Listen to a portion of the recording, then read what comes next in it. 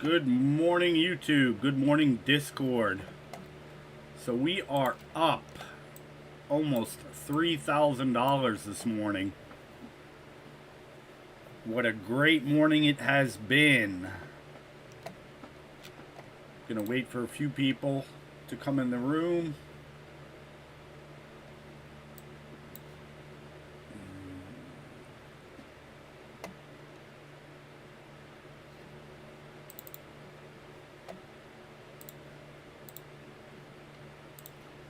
Set up these charts a little bit better.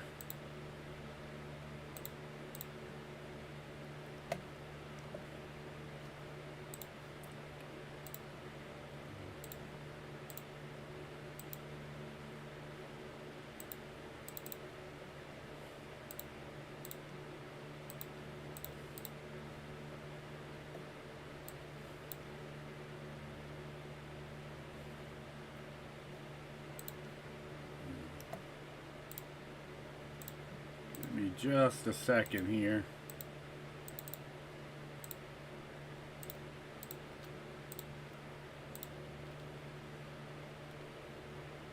I'm gonna give some people the opportunity to get in here. It's not our live training, just the live trading, so some of them probably won't show up till the live training starts.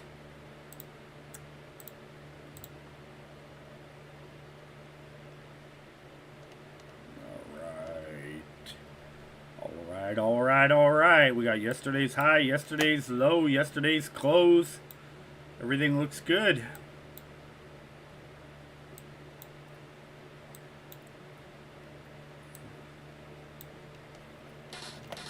Let me just check what we got going on here. Good morning, Russo. I'll tell you, you could not have asked for a better day for training purposes. I got some good. beautiful videos today live, so it's going to be awesome for the course to see it live in action. But oh, you couldn't ask for better plays today. I mean, this was just, I spent like 4 hours putting together drawing up the charts and explaining it and all that stuff. But this video is going to be one of the best ones you guys have to date. But there's going to be so much information because, again, I'm covering, all the ways to trade the range in this video. I might break it up into day 6 and 7 just to keep it, so it's not like 3 hours long. But, man, I got live trading in there. I traded 3 times today. All right, I traded once. Let's go back. I took trades in this area here, and I traded the breakout here, and I traded the drop down here. So I traded the reversal, I traded the breakout, and I traded this reversal. And then let me just explain this to you because right now, I mean, we could be looking to play this trade. We got the bounce, right? That 1, 2, 3 reversal. And again, I'm gonna be looking for upside. All right, the smart money's been buying all this time. Remember, I've been saying for weeks, if we were gonna go lower, it already would have happened. And now that these earnings are coming out bad, I'm telling you, they're not gonna raise those interest rates come Wednesday. So I'm gonna be looking to ride that gravy train to the upside with them, at least for the time being. And again, a lot of times heading into the holidays, they like to bring the market up anyway, kind of like a secret Santa, a silent bonus, you know what I mean? And it's been like that for the longest time. But anyway, let's jump right into this, okay? We marked off our 2 zones, right? Once we broke that, we immediately went into another range. So why wouldn't we take this breakout? Okay, according to our rules, everything was prime, right? We have our 25% mark, our 50, our 75. We're clearly in the top 25%. Come on, Russo, make me proud. Why wouldn't we take that breakout? Don't worry if you don't know. The first breakout? Yeah, this candle. Because, I mean, according to what I'm teaching you, everything was a go, right? Everything was a go. We were up in the 25%. But why wouldn't you have taken that if you're listening to everything I'm teaching? And again, I don't expect you to know it yet, but just give it a shot. Why First would of you all, not have? I would look to my left. That's the first thing I would do. Amen. Hallelujah. Okay. And what would you see? I would see that it didn't sustain and it came down. There's no confirmation, Well, and go ahead. uh, I lost my thought there. That's right. Yeah, I'm so happy to hear you say you would look left. All right. So we haven't had two double ranges like this, okay? But we have had pretty close ranges. But you know your profit potential. Look at the gap in the ranges. All right, your profit potential was already filled on that breakout. You see what I'm saying? Yes, I do. I do. So and this is why I couldn't have asked for a better day, right? This morning with this range, I got all excited and I started recording, making the videos, and because I have a couple already recorded from the past, but you couldn't ask for a better day for this to happen. I mean, like the worst of the worst to happen when you're on day 6 of the video. God is good, man. I'm telling you. So everything according to the rules was prime and ripe, right? Everything looked beautiful. Yes. But the only problem was we had a range immediately to the left of us, and our profit target wasn't there.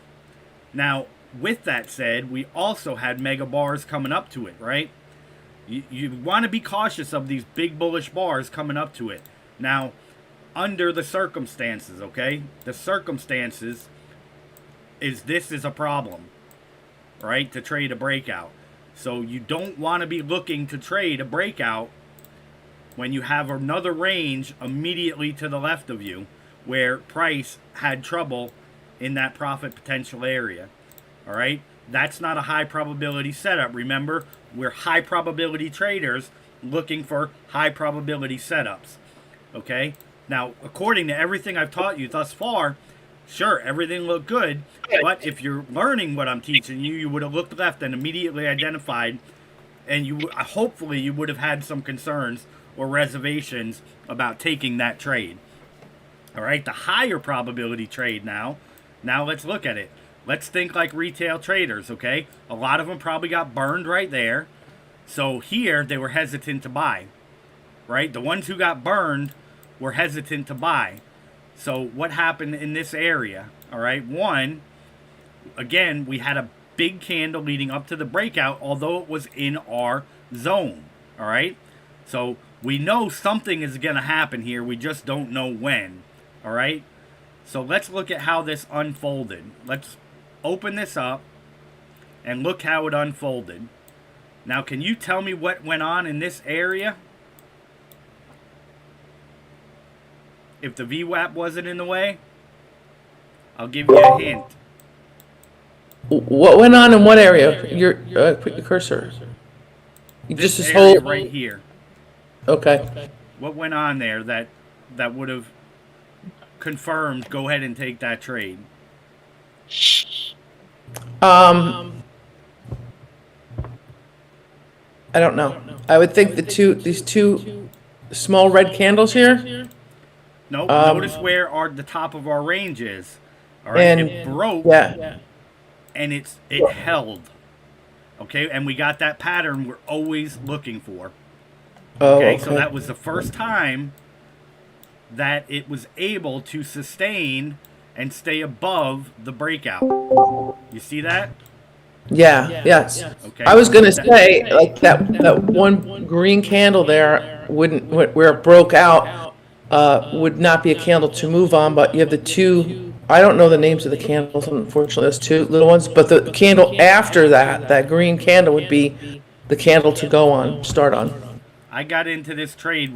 I had my order waiting, and as soon as we broke this green, I entered because now, right now, again, we already tried once and failed, right? I actually tried a second time and failed, but this was the time where traders were hesitant, right? They're like, all right, this one didn't work. All right, I would not have taken that trade. If it worked and went without me, that's fine. We're not, if we miss one, that's okay. All right? But now, okay, what I did, and you'll see it live in the video, but our first profit target was right there, all right? And our second was right here. I don't like when that happens. And our second profit target was right there. So look how beautifully that worked. Remember, I say, don't get greedy, right? Don't get greedy. Okay, so I think I started with 5 contracts, and I closed 3 of them out right here, just in this area, just to be safe, right? So I took 3 off the table, and then I let the one run to this area, and then I had my second one. I think I think my second one was honestly right above that candle, and it didn't hit it. And then this is what I was looking at then, all right? So I had that order to get filled waiting right here above this one. It came right to it and didn't fill it. But then I'm looking at the RSI, all right? And I want to make sure that the RSI is going to stay above that 50% mark, okay? So how did my stop loss was right here, all right? Right here. So I had a very tight range for a stop loss, right? A very tight spread for a stop loss. So on that last one, okay, before I took that trade, I was at like 1,800. So this was a $1,000 trade with those 5 contracts, okay? So what I did to help me determine whether I was gonna hold it and let it run to my take profit, or whether I was gonna close it and not let it go to my stop loss, okay? That's huge. Is if you can identify it that it's not going to work, don't even let it come to your stop loss, right? Don't lose all that money. So what did I use? I looked here, and I took this level here, and notice where it bounced, right? It bounced exactly on that level. So what I did, looking at the RSI, I drew a box. Let's blow it up here. I drew a box right on that candle, and I said if a candle closes in this box, I'm going to cut it for the profit and not let it come all the way back to my stop. Right? Even though I had 90% of my profit already sold and gone and off the table, I'm not going to let this one come back and completely come to my stop loss. That's foolishness, right? If you can identify that it's not going to work before your stop gets hit, get the heck out of Dodge. You know what I'm saying? Don't sit there and let it come back to your stop loss. That's just foolish. All right. So anyway, at the Bang same, bang. You got Jay Darn's here and Cripps here. Good morning, both of you. Good morning. Good morning. And J Darn, I'll answer your question in just a minute, but I just want to finish explaining this trade and how I managed it. Okay. So had a candle close back in this range, okay, I would have immediately canceled that last runner out and took the profit. But what I did instead, once it held, I moved it from here, and I moved it to the halfway mark right here, like right in this area. So then it came up, because then I was thinking at this time, we might get that right side of the roof, right? The markets was pretty weak all morning from yesterday, so I didn't want to risk it, right? So I adjusted my take profit on the last contract, all right? So by moving it to where I moved it, I probably lost about $100, but we still made $1,000 on this one trade, right? We made $1,000 on this one. We made $800 on this one. Now let me talk about this one, all right? This one here, I sold it right here on this red candle, even though we had all this buying pressure, right? Look where your RSI was. Look where your pound B was, okay? The odds of this running after a major run-up like that are not in the market's favor. It's not in the bull's favor, okay? So I immediately shorted it here, and I put my take profit right back in this area, all right? And you'll see it again all in the when you watch day 6 of the boot camp, but again, I started managing it right away because we didn't get that immediate reversal, okay? So when you take a trade and you have a plan and that plan doesn't execute immediately the way that it should, you should either A, close the position for the profit you have, right? Or B, get most of your risk off, which mine was on this candle. Remember, I'm not looking to make massive moves, right? There's no need to be greedy, all right? So 80%, you see it time and time again, is coming off right away with 4 or 5 contracts, and then I'll let 1 or 2 run. Well, the 1 or 2 I let run, I ended up closing out because, again, it wasn't doing what it should have done after a big bullish move like that. All right, so when it started staying stagnant, I immediately went ahead and managed it and upped those 2 positions a little higher, and then I ended up closing it out. Right? Always take your profit, because you're going to have so many trade setups every day, right? Why are you going to risk losing that money that you already made? All right, it doesn't make sense. It's foolishness. And just like in the video, you know, I said, why would we chase this for a second trade, right? We had a plan, right? We had a plan. The plan worked. We made money. Now we're done. Now we wait for the next setup. Now we assess the information we have and wait for another opportunity to trade. That's how you become consistently profitable, right? And I even said, I said right in that video, watch how many people are going to get trapped chasing this, right? That's not how you trade. The trade you took, the trade you knew would work, you made money and you profited on it, you're done. That trade is done. Now you're assessing the markets and you're waiting for your next setup. To get right back in and chase this, that's called gambling, right? You don't have anything ready. You don't have anything prepared, right? You're not prepared for that trade. You were prepared and waiting for this trade, not this trade, right? So, and again, these are the things you're going to learn as we go, all right? We're preparing for a trade. We're waiting for the market to come in our favor, right? We're waiting to have the odds stacked in our favor, okay? This was a big move up. The odds were stacked in our favor at the top of a range. However, it didn't work out as nicely as this one did, all right? I didn't trade this one. I was actually doing a different part of the boot camp, and then I came back out here, and we were over here at that time. So, but this would have been an excellent one to trade. So, I hope you guys learned something there. All right. So now we can focus on, you know, should we trade now or what? You know, look where we're at. We're down here at the bottom, right? It looks like the market's going to want to, you know, bounce today. But again, what's the higher probability trade? Here is yesterday's close. So the odds are still in favor for the market to pull back, right? So to go long, you don't really want to go long just like this, okay? Especially that we didn't hold this key level, right? The key level of our initial range. Okay, so this, in my opinion, is not a high probability setup. All right, a high probability setup on this would have been holding this and getting that 1, 2 reversal. All right, now this is not a high probability setup, so we wait. Right, so we could just be patient and we could talk, because I really don't see anything worth trading and I don't want to scalp. But to answer your question, I'm not sure how you pronounce your name. I'll call you JD for short. I think I just looked at it. I'm like, is it J Dan, the RN? Yeah, I'm not sure. Can you guys hear me? Yeah, I can hear you.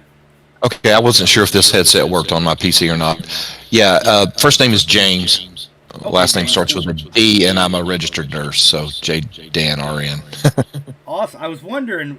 I was telling Russo when I got off of here yesterday, when I first saw you come on here, I got like so nervous. You look like, I don't know if you ever heard of SMB Capital. It's a proprietary prop firm, trading firm in New York City. Your little small picture looked like the head of that firm. And I'm like, I got off, I called my wife, I said, I think SMB Capital proprietary firm was on my Discord for some reason. And now I'm going to be just a disappointment to you, because I'm not.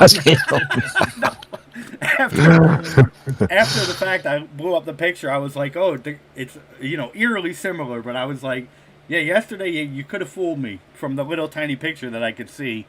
But yeah, so anyhow, yeah, with futures, we use Thinkorswim. Thinkorswim is actually my main trading platform.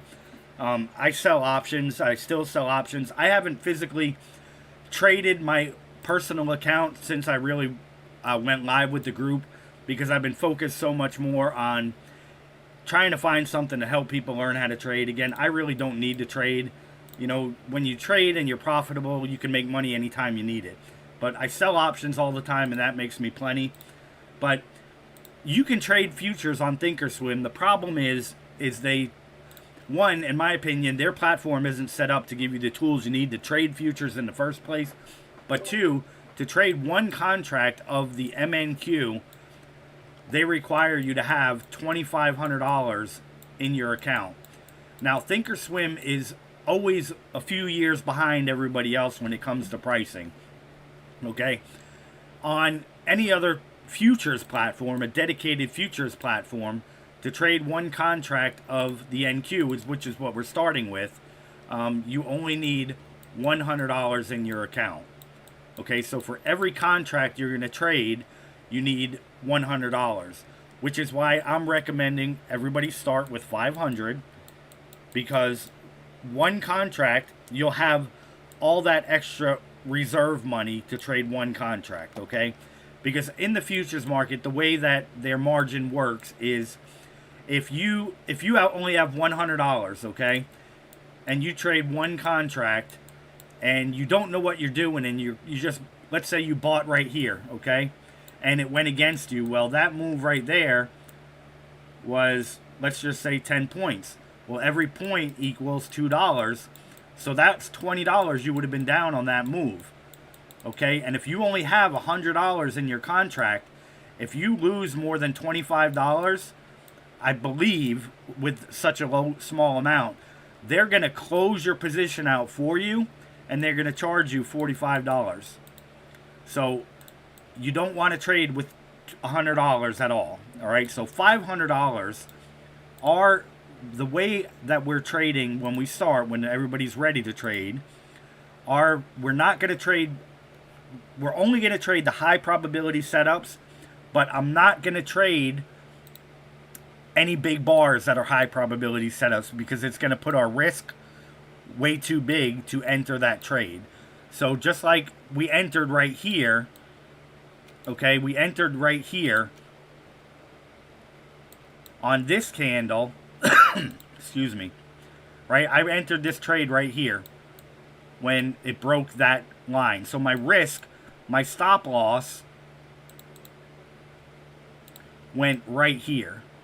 Okay, so that was a good risk to reward. Okay, I was risking very little to ride this up to this point. But if this broke out like this, I'm not going to trade this with the group, because you have to put your stop loss below the candle you got in on, or the one before it, right? So I got in on this bar, my stop loss went below this bar.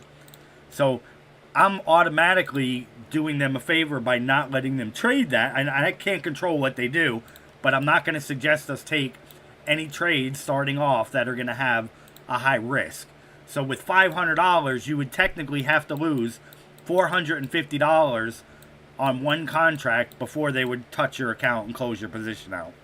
And that's why I'm saying, just to give you that extra cushion, right? We're not planning on losing more than $12.50 on any one trade. That's going to be our max loss. All right? And then, again, it seems like a little, right? It seems like a little, and trading only one contract seems like a little at first. But like I told them, once we take the 500, when we get to 1,000, we'll go to 2 contracts. And every 500 thereafter, we'll trade up until a maximum of 4 contracts. Okay? Because each contract is going to cost you $1.44 to get in and out. So it's $1.44 total. So like, what, 72 cents total to get 72 cents to get in the trade, and 72 cents to get out of the trade. Now, Trade Evade is actually the cheapest ones out there. Ninja Trader is $1.58 or something like that. And Trade Evade is actually owned by NinjaTrader. They bought them out.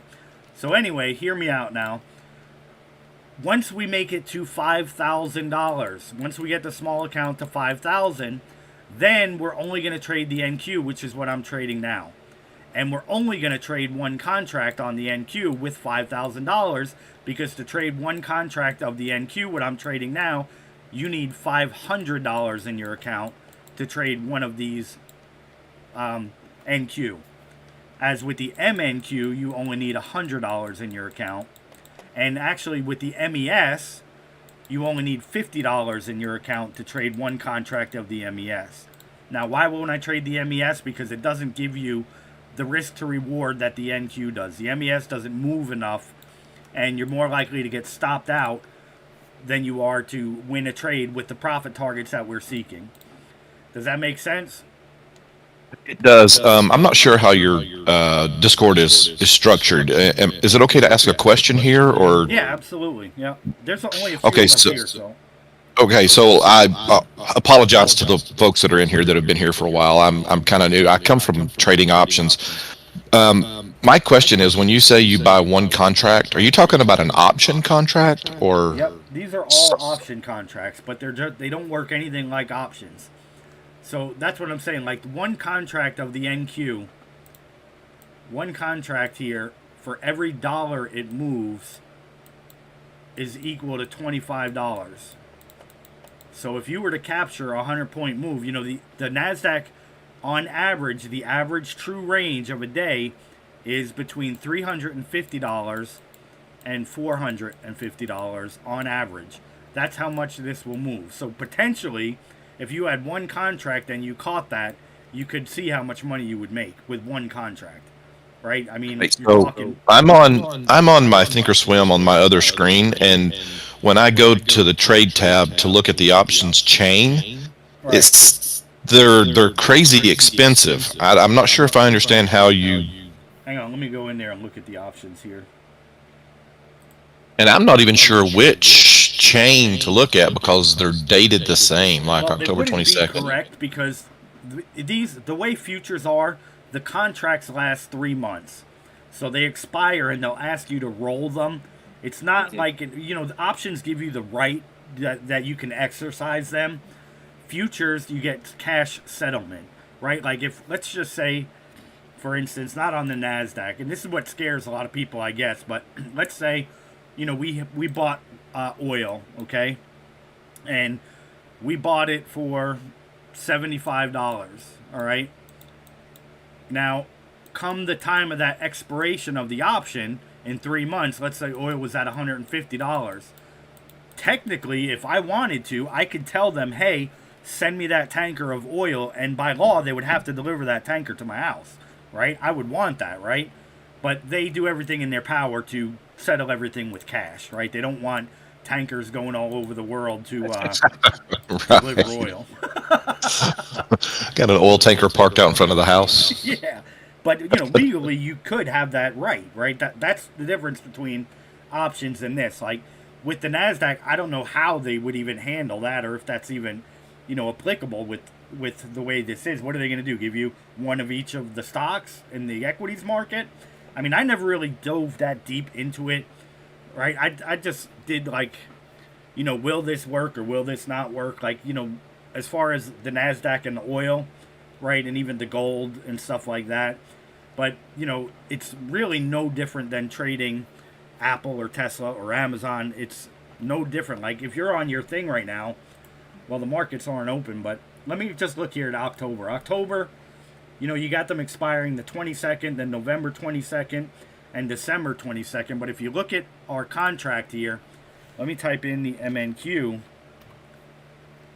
I didn't want that to happen. Let me delete that. Let me add another one and type in MNQ. I thought it would give us the date here. But typically it'll say, but you see how you got the MNQ, the 2, and then the MNQ H3 and the M3. These are option contracts that are out for like January or February. And there's not that many traders trading them. And if we were to click on one, let's just go ahead and click on one and select it.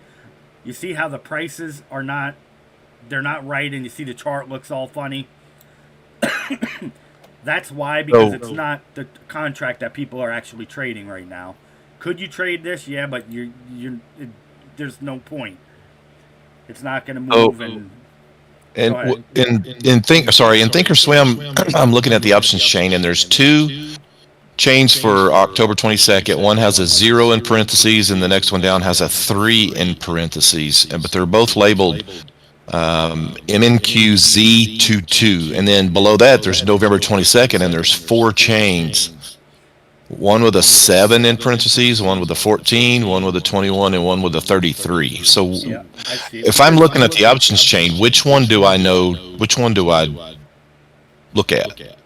Well, if you're looking for the one we're on now, it would be the December, because we're on the December contract here on Tradeovate. So you'd So be looking. December 22nd, there's 2 of those. Yeah, you can go to the first one. MNQZ22 and 23. So go to the first one. Yeah, and notice right here we're on Z2 on our Tradeovate right up here. We're on Yep. MNQ Z2. Okay. So that's the one you'll be looking for on Thinkorswim. So the next strike price down is $48,300. So Right, because these. how do you here- buy a contract? Well, you can actually trade this option contract on Thinkorswim, but it's going to be like your regular options. And remember, we're using margin, and these are micro contracts. Remember, the Nasdaq is trading at $11,130 for one, right? For one share. We're getting 100 shares with one contract. We're getting access to 100, but on Thinkorswim, you got to remember that's why it costs so much. You see what I'm saying? Does that? No, make I do. sense? I understand. Yeah, I understand the pricing, but why is it different in Tradeovate? That I couldn't tell you. I haven't really looked at the actual options chain for the MNQ as opposed to, the micro minis. And we must have just got news out here. Well, what's going on there? Yeah, something just happened. That candle's going crazy. I didn't think we had any major news this morning, unless I missed it. Well, let me see. Whatever it is, it's exploding. And that's why it's so important to the first thing you need to do is look at your economic calendar every day. And that's why. So we had, personal income, personal spending at 8:30. I missed those this morning. But again, I've been up since 11 o'clock working on the boot camp. Must have been good news. Yeah, I'm surprised I didn't get the little pop-up alert right here. Maybe I didn't. I just didn't see it. But again, like I said, I'm still, that news next week, I'm at a loss for words here. The interest rate decision on Wednesday, all right? That's what the market's really going to be waiting on. If we go to next week, let's go to, it always happens on Wednesday. So let's look at Wednesday. Yeah, Fed interest rate. If they only do half a point, you think we rally? You think? Oh yeah, and like I said, if the big money, the smart money hasn't been selling much. They've actually been adding, and I've been telling our group for a while. If we were going to see this big sell off, it would have happened already. And now once you get to understand how the market works and the technicals and everything like that, bad news is good news sometimes, and sometimes good news is bad news. In this particular situation with earnings, all these earnings companies coming out reporting bad numbers, the feds are going to have to look at that and say, hey, you know what? We better not go crazy with these interest rates because, it's going to be really bad. As opposed to if everybody was reporting killer earnings and the market was ripping, they would say, hey, there's plenty of money, economy's good, let's go a full %, right? And then the market would tank. So, think of it from a different perspective, right? So I'm thinking, come next week, we're going to see a massive move to the upside, right? Because I don't think they're going to do the basis point rate that they initially had. And you have to remember, the market had already priced that in from the last rate hike, right? Jerome Powell came out and he speaks and goes on for hours and hours. And he tells you, what is our next one going to be, right? Because here they were looking at 75 and then a half and then a quarter. But, so the market already priced that in. So the market already has that information now. If it priced in that 75% hike and they come out and only do it 50, the market's going to the moon without looking back. You know what I mean? Yeah. So that's what the market's anticipating right now. So, again, everything that they come out with as far as that goes is already priced in. So typically when that news hits, right, it's already been priced in. So a lot of times, like when we were back, I don't remember when it was, but they came out with the news and the market tanked and nobody could figure it out. All over social media, they're like, "What's going on? Why did it tank?" And I'm over here like, well, it tanked because the market priced it in already, and it was already up so darn high. It was in their benefit to tank it, right? Because everybody and their brother was going to go along on that news. But since it was already priced in from this point, the market moved that high, it had no choice but to go back down on that news, right? And, retail traders just have a totally different mindset than what you actually need, to understand and get a good grip on the overall market, right? You don't want to think like the herd, So, anyhow, I don't know if that answers your question or not, but that's the difference. Because I would have liked to stay with Thinkorswim for the futures, but again, I want to teach people with a little money, with small accounts, and I just think it's so much better with a small account because you're risking such little, as opposed to, let's just say you took $5,000 and we went to penny stocks, right? Right away you're limited by 3 trades a week. So let's say we bought right here anticipating the break of this and it didn't work and it pulled back and you had 1,000 shares and you just lost $400. And then 5 minutes later it rips up and you could have made 30,000. You know what I'm saying? Your hands are tied because you're not able to trade when you want as much as you want. The futures market allows you that, and you can control your losses like so much better, in my opinion. You're starting small. You're not starting with 10 grand and you're going to lose it all, right? You're risking very little. And if you learn what I'm teaching you, you should have no problems becoming consistently profitable. If you are waiting on the high probability setups, if you're waiting for the right real estate location, if you're waiting on times like now, right? Like if we didn't know there was news coming out today, which I wasn't looking at the time, but we could have got caught in that and lost the whole account if you weren't using the stop loss, right? This is why I teach, don't be in that market 10 minutes prior to 8:30 or 10 minutes after when you have economic data. Because these moves typically happen way before the news comes out, right? You'll get those fake out moves so fast it'll blow up your account. But again, that's how we're headed. That's what we're doing. And so this looks pretty good. This morning when I got up, I went back to 6 p.m. yesterday and drew the boxes like you showed, like I watched you do the other day. And now this morning, that big green candle that just happened, look how the next 3 candles are respecting that box.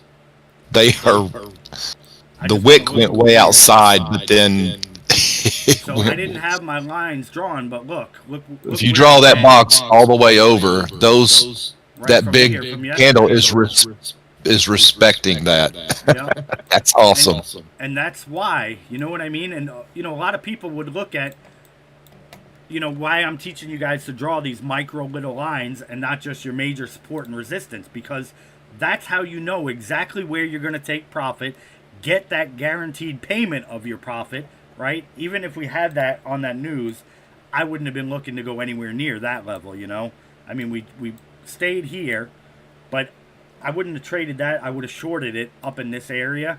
But again, if you have these profit levels and you're trading 4 contracts, well, you got 2 coming off here. Let one run here, one here. Don't be looking to reach the moon, right? Again, once you understand what I'm teaching and you get the foundation, you can change it up, mix it up however you want. If you're more of a risky trader and you want to take risk, right? I teach, take 80% of your profit off the table relatively quick and then let 1 or 2 run. Maybe you want to adjust it and say, hey, I'll take 60% off at the 50% mark, right?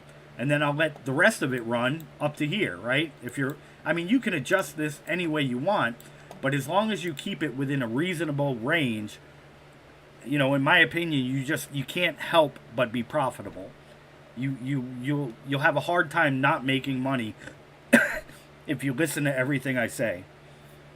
You know what I'm saying? If you wait, like most traders, they can't control themselves, right? They'll buy this because it was green up here, right? And then they're like, what happened? Why did I just lose $5,000, right? well, why are you buying a massive green bar at the top? You know what I'm saying?